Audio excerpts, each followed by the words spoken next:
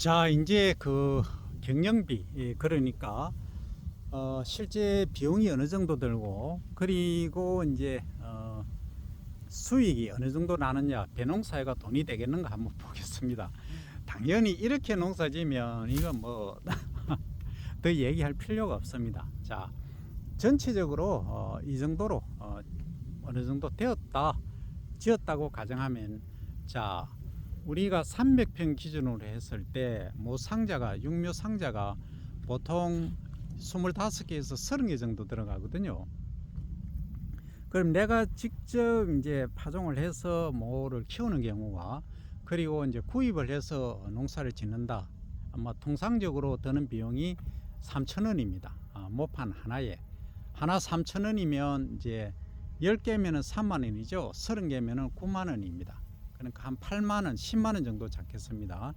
그죠? 10아르당. 그러면은 그 1헥타르 같으면 얼마입니까?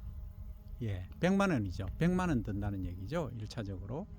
그 다음에 농약, 비료, 이걸 전부 하면은 농약 비용만 얘기입니다. 비료하고 해서 1헥타르에 기본적으로 50만원 비료대, 그리고 농약하고 총 합쳐서 200만원, 그러면은 300만원 정도 드네요. 300만원 듭니다. 딱 들어가는 그 외부적인 비용만 그렇습니다. 그 다음에 여기에 추가로 이제 또 경기를 전기 경운을 해야 되지 않습니까? 로타리 경운이든 경운 비용, 그 다음에 이제 수확하는 거, 이런 것까지 전부 포함을 하면은 거기에 한 1헥타르당 또 200만원이 듭니다. 그럼 500만원이 이제 투입이 되는 거죠, 1헥타르당. 내 인건비는 지금 계산 안 한 겁니다. 토지, 임차료 이런 거 계산 안 하고 그렇습니다. 딱 그것만 500만원 듭니다. 그러면 내 인건비 계산 안 하고 논 이제 임차료 계산 안 하고 내 논일 때 얘기입니다. 1헥타르당. 그럼 500만원 들었는데, 쌀로 했을 때 여기 얼마나 생산되느냐 하면은 1헥타르에 5톤이 생산됩니다. 그러면은 2,000원 받으면 얼마냐? 1,000만원이죠. 그러면 딱 500만원 남습니다. 그죠? 내 인건비나 임차료 계산 안 했을 때. 그러면 10헥타르 하면은 5천만원이라는 얘기죠. 그러니까 돈 안 되는 겁니다. 그런데 이 농민분들이 그래도 끝까지 농사를 지으시거든요. 그러니까 뭐 80대도 농사를 지으시는 이유가 어디 있겠느냐? 순전히 지금까지 해왔기 때문에 손을 놓지를 못하는 겁니다.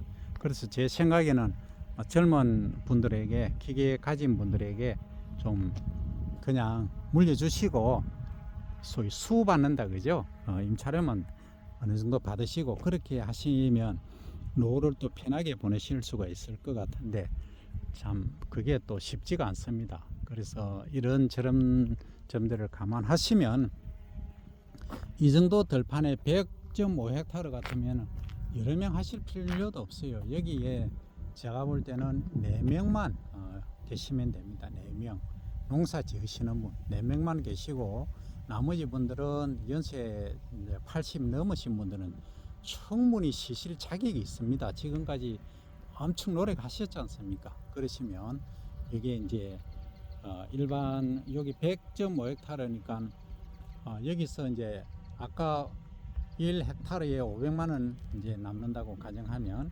100이니까 5천, 5억이죠. 여기서 이제 5억이 경제성이 있다는 얘기죠. 그런데 5억인데 실제 이제 네 분이니까 1인당 하면은 1억 한 5천 정도 되겠죠.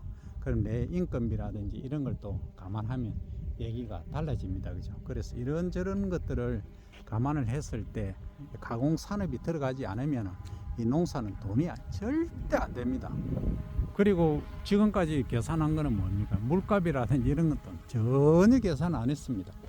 그래서 이런 이제 노력에 의한 대가를 전혀 기대할 수 없는 게 벼농사입니다. 그렇지만 우리가 쌀이 떨어지면 우리 국민이 살 수가 없습니다. 그래서 이런 점들을 해보면 이 농사라는 것이, 우리 어르신들이 왜 지금까지 손을 못 놓느냐, 그러니까 어떤 분들은 그렇게 말씀하실 거예요.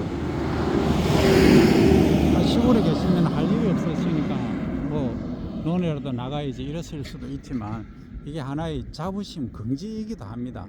지금까지 우리 조상님들이 계속 해오신 거니까 내가 놓을 수 없다, 이런 의미도 있기 때문에. 그리고 이게 이제 공기 중에 탄소를 흡입하지 않습니까? 축적을 하고, 그리고 우리가 저탄소 농법만 잘 실천하시면은 이게 공익적 기능이 무지하게 많지 않습니까?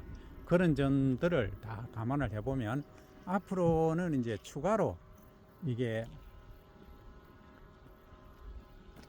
우리가 관수를 하는데 그 관수된 것들이 토양 속으로도 좀 들어가서 지하 수온 함량까지도 하면은 공익적 기능을 더 높일 수 있지 않을까, 그런 생각, 그런 기대를 해봅니다. 그리고 궁극적으로 우리는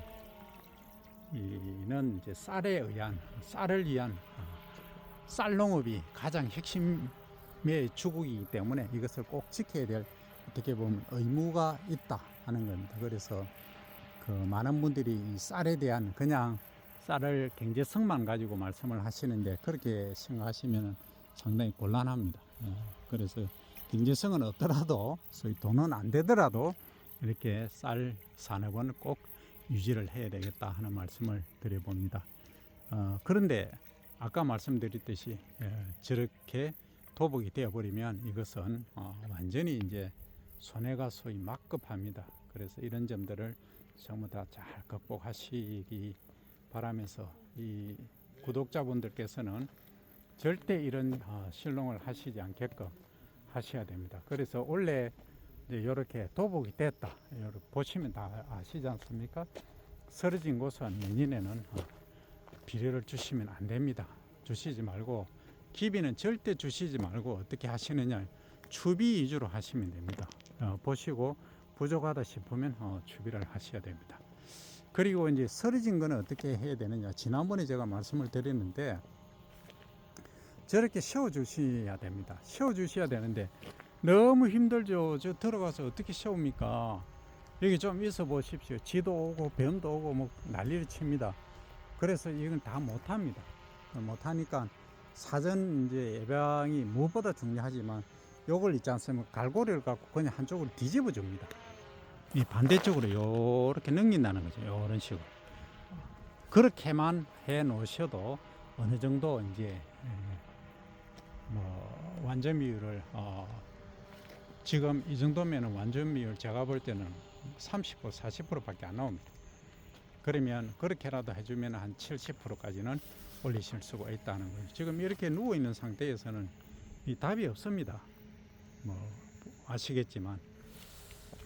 그래서 내년에는 이런 문제가 발생하지 않게끔 철저한 관리를 부탁드립니다. 오늘은 여기서 맺도록 하겠습니다.